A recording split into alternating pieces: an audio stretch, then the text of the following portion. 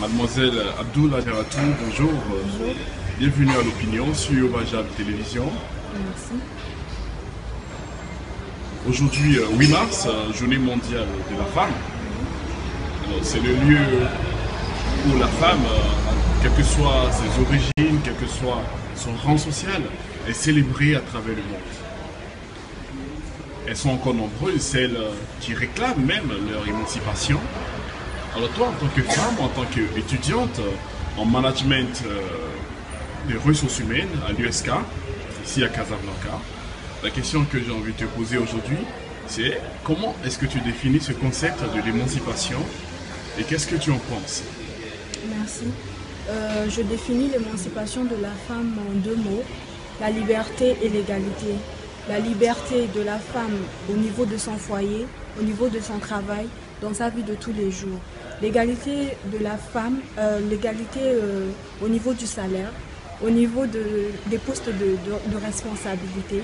Parce que depuis toujours, la femme, on nous dit que la femme, sa place est dans le foyer, c'est s'occuper des enfants et tout. Alors que le monde évolue, nous ne sommes plus dans cette période-là. Et aujourd'hui, même les ONG font des efforts pour que la femme soit reconnue en fait. Et nous pensons que la place de la femme n'est plus à la maison.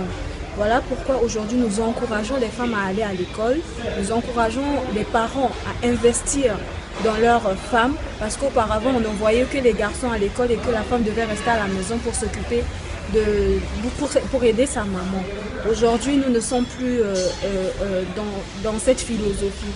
Il faut que le monde évolue et la femme aussi peut apporter sa part de connaissance pour le développement du monde.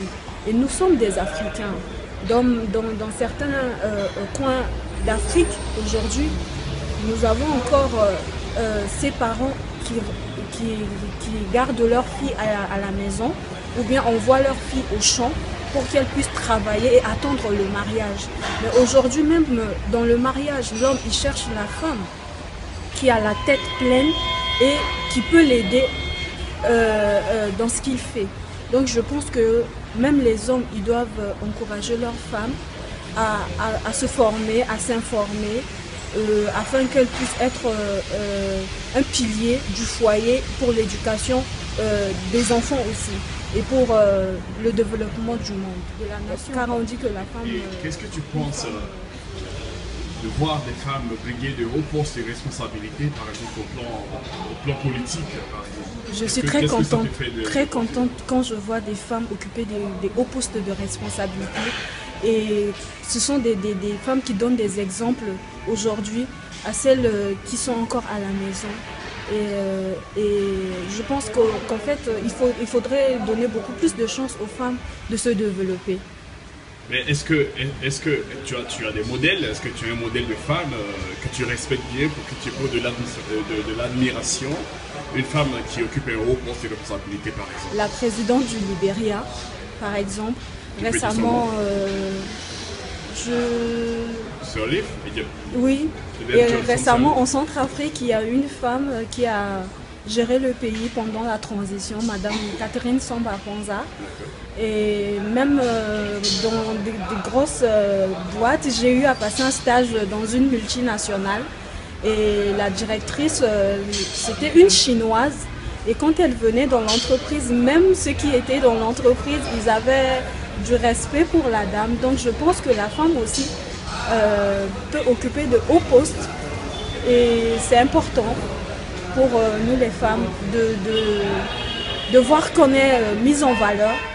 Notre place n'est plus dans le foyer seulement, mais sur la scène, quoi. Mais il semble que des femmes de haut rang, des femmes qui occupent de grands postes dans le foyer, elles ne jouent plus leur rôle de femme dans le foyer. Dans le foyer, elles prennent de l'autorité, voilà, elles dominent plus l'homme même par moment. Qu'est-ce que tu penses de cela? Je pense que là, c'est pas une bonne idée, c'est pas une bonne pratique. La femme, même si on lui donne sa valeur, elle reste toujours la femme. Parce qu'on dit qu'on a créé la femme à partir des codes de l'homme. Donc, quelle que soit sa puissance, son pouvoir, je pense que dans l'entreprise, oui, elle peut jouer son rôle, mais une fois à la maison, son titre, elle le laisse pour s'occuper de son foyer et de son mari, de ses enfants. Et qu'est-ce que tu penses de ces jeunes femmes battantes qui travaillent dans les ménages et qui sont victimes de maltraitance, comme on peut le voir aujourd'hui dans beaucoup de pays où des femmes sont victimes de maltraitance? Qu'est-ce que tu penses de ce phénomène? Je suis fière des femmes qui chaque jour se lèvent pour réaliser leurs rêves. Je suis fière des femmes qui chaque jour se lèvent pour aller à l'école, pour aller au travail, pour qu'elles méritent le respect.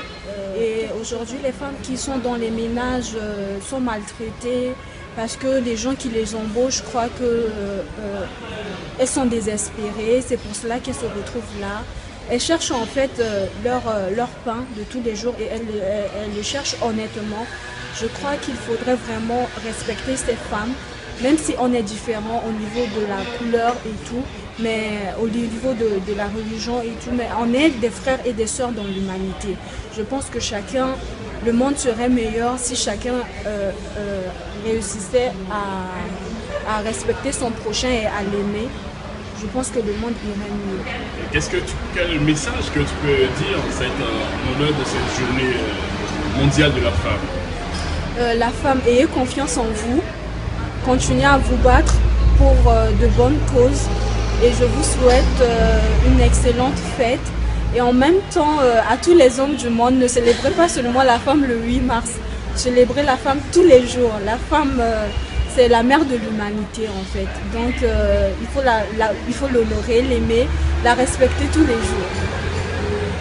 Merci mademoiselle Abdoula Diaratou d'être passée à notre émission L'Opinion sur WhatsApp Télévision. À très bientôt.